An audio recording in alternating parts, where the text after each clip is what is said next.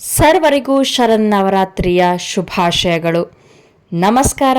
ಮನೀಷಾನ ರೆಡ್ಸ್ಗೆ ನಿಮ್ಮೆಲ್ಲರಿಗೂ ಸ್ವಾಗತ.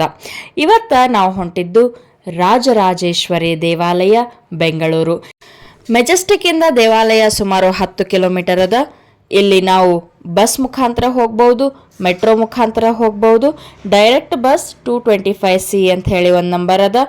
ಇನ್ನೊಂದು 226N ನಾಯಂಡಹಳ್ಳಿ ತನಕ ಹೋಗಿ ಅಲ್ಲಿಂದ ರಾಜರಾಜೇಶ್ವರಿ ದೇವಾಲಯಕ್ಕೆ ನೀವು ಚೇಂಜ್ ಮಾಡಬೇಕು. KIA 17 number.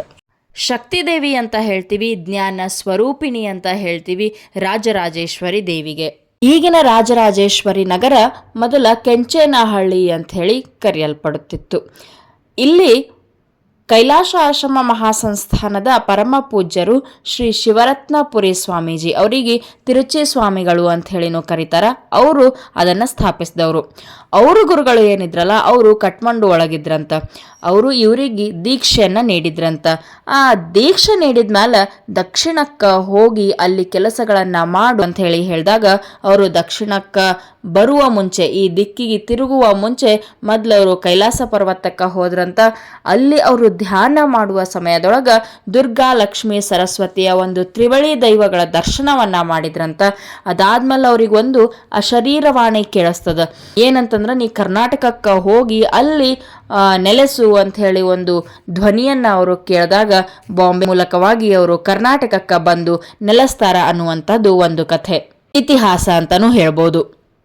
1960 ಜನವರಿ 14 ಅಂದ್ರೆ ಸಂಕ್ರಾಂತಿ ದಿನ ತಿರುಚಿ ಸ್ವಾಮೀಜಿ ಅವರು ತಮ್ಮ ಶಿಷ್ಯರೊಂದಿಗೆ ಮೈಸೂರಿಗೆ ಹೊಂಟಿದ್ರಂತ. ಅವಾಗ ಒಂದಷ್ಟು ದೂರ ನಡ್ಕೊಂಡು ಹೋಗುವಾಗ ಆಕಾಶ ಒಳಗೆ ಒಂದು 3 ಹದ್ದುಗಳು ಕಾಣಿಸ್ತು. ಅವು ಬೇರೆ ಯಾರೂ ಅಲ್ಲ, ಲಕ್ಷ್ಮೀ, ಸರಸ್ವತಿ, ದುರ್ಗೆಯರು ಅಂತ ಹೇಳಿ ಅವರು ತಿಳ್ಕೊತಾರ. ಸ್ವಾಮೀಜಿಯವರು ಕಾರಿಂದ ಇಳಿದು ಕೆಂಚೇನಹಳ್ಳಿ ಅಂತನೂ ಒಂದು ಪುಟ್ಟ ಗ್ರಾಮಕ್ಕೆ ಬರ್ತಾರ. ಒಂದಷ್ಟು ಪೇರು ಹಣ್ಣಿನ ಗಿಡಗಳನ್ನು ಬೆಳೆಸ್ತಾರಂತ. ಅಲ್ಲೇ ಒಂದು ಗುಡಿಸ್ಲ ಮಾಡಿಕೊಂಡು ಇರ್ತಾರಂತ. ಅಲ್ಲಿ ಇದ್ದ ಮ್ಯಾಗ 3ನೇ ಏಪ್ರಿಲ್ ಆಶ್ರಮವನ್ನು ಕಟ್ಟಬೇಕು ಅಂಥೇಳಿ ಅಲ್ಲಿ ಅಡಿಪಾಯ ಹಾಕ್ತಾರಂತ. ಅಲ್ಲಿ ಇದ್ದಾಗ ಅವರಿಗೆ ಒಂದು ದೇವಿಯ ದೇವಸ್ಥಾನ ಕಟ್ಟಬೇಕು ಅಂತ ಹೇಳಿ ಅವ್ರಿಗೆ ಮನನ ಆಗ್ತದ. ಆವಾಗ ಹುಟ್ಟಿಕೊಂಡಿದ್ದೇ ರಾಜರಾಜೇಶ್ವರಿ ದೇವಾಲಯ.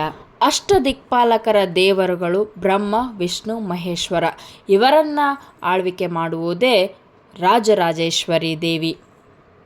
ಇಂಥ ಒಂದು ಅದ್ಭುತವಾದ ಹಿನ್ನೆಲೆ ಅದ ಅಂಥೇಳಿ ನನಗಂತೂ ಇಲ್ಲಿವರೆಗೂ ಗೊತ್ತಿರಲಿಲ್ಲ. ಈ ದೇವಸ್ಥಾನಕ್ಕೆ ಹೋದ್ಮೇಲೆ ನಾನು ಹಿಸ್ಟ್ರಿ ತೆಗೆದು ನೋಡಿದ್ಮೇಲೆ ನನಗಿಷ್ಟು ಗೊತ್ತಾಯಿತು. ಅದನ್ನು ನಿಮಗೆ ಹೇಳುವಂತಹ ಒಂದು ಪ್ರಯತ್ನ ನಾ ಇವತ್ತು ಮಾಡೀನಿ.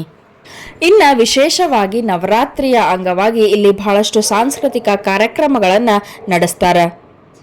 9 ದಿವಸ 9 ಥರ ದೇವಿಗೆ ಅಲಂಕಾರಗಳನ್ನು ಮಾಡ್ತಾರೆ. ಮತ್ತು ಹೊರಗೂ ಲಕ್ಷ್ಮಿ, ಮಹಿಷಾಸುರ ಮರ್ದಿನಿ, ಸರಸ್ವತಿ, ಬೇರೆ ಬೇರೆ ದೇವರುಗಳ ಸ್ಥಾಪನೆ ಮಾಡಲಾಗ್ತದೆ, ಅವುಗಳ ಪೂಜೆ ಮಾಡಲಾಗ್ತದೆ. ಮತ್ತು ಇನ್ನೊಂದು ಅಂತಂದ್ರೆ, ನಿಮ್ಗೆ ನೀವಾಗೇ ಹೋಗಿ ಯಾವುದೇ ಅರ್ಚನೆ ಮಾಡುವಂಥದ್ದಾಗಲಿ, ಮಂಗಳಾರತಿ ಮಾಡುವಂತಾಗಲಿ ಇದ್ರೆ ಅಲ್ಲಿ ಸೂಚನೆ ಕೊಟ್ಟಿರ್ತಾರೆ. ನಿಮ್ಗೆ ಯಾವ್ದು ಬೇಕಾದರೂ ನೀವು ಮಾಡಿಸ್ಬೋದು.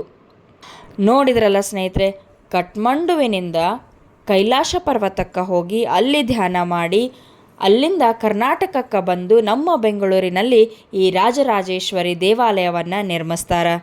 ಒಂದು ಕಡೆ ಕಾವೇರಿ ನದಿ, ಇನ್ನೊಂದು ಕಡೆ ವೃಷಭಾವತಿ ನದಿ, 2 ಪವಿತ್ರ ನದಿಗಳ ನಡುವೆ ಒಂದು ಪ್ರದೇಶದ, ಆ ಪ್ರದೇಶದಲ್ಲಿಯೇ ಈ ದೇವಸ್ಥಾನ ನಿರ್ಮಾಣ ಮಾಡಲಾಗ್ತದೆ.